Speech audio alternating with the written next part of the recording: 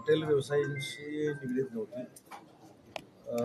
Industry, hotel व्यावसायिक, त्याच्यानंतर घरगुती गॅस या संदर्भामध्ये आम्ही बैठक घेतली.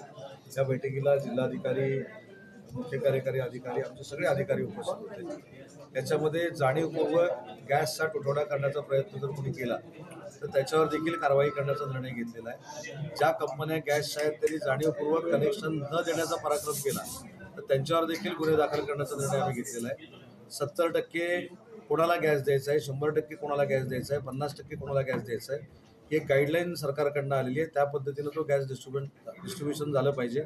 या सूचना देखील जिल्ह्याचा पालकमंत्री म्हणून मी दिलेल्या आहेत आणि याच्यामध्ये कुठेही गैरव्यवहार चालणार नाही, या स्पष्ट आमची भूमिका आहे.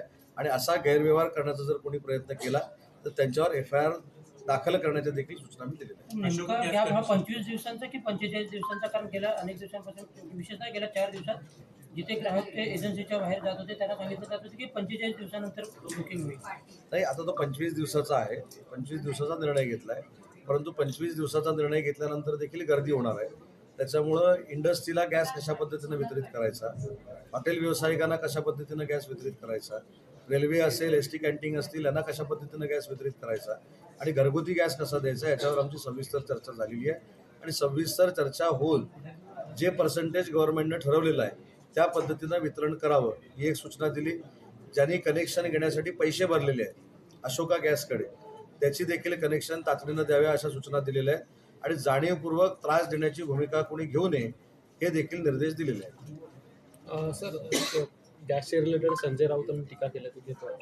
त्यांनी असं म्हटलंय की पंतप्रधान नरेंद्र मोदींनी गटारातून गॅस करण्याची टेक्निक जी काही वर्षांपूर्वी सांगितली होती त्याचा वापर आता केला जावा. आणि ओव्हरऑल गॅस तुटवड्यावरती त्यांचं म्हणणं असं आहे की केंद्र सरकार जे आहे ते अनेक फेक नरेटिव्ह सेट करते. हा संवेदनशीलपणा आहे.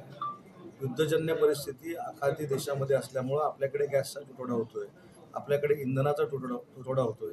आपण सगळ्यांनी येऊन त्याचा प्रतिकार केला पाहिजे.